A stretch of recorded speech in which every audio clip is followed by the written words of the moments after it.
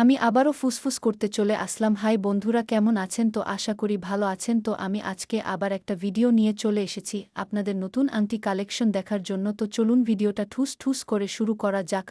আর একটা কথা, ভিডিওটাকে শেয়ার করে দেবেন, চ্যানেলটাকে সাবস্ক্রাইব করে রাখবেন নিত্যনতুন কালেকশন দেখার জন্য। ধন্যবাদ আপনাকে।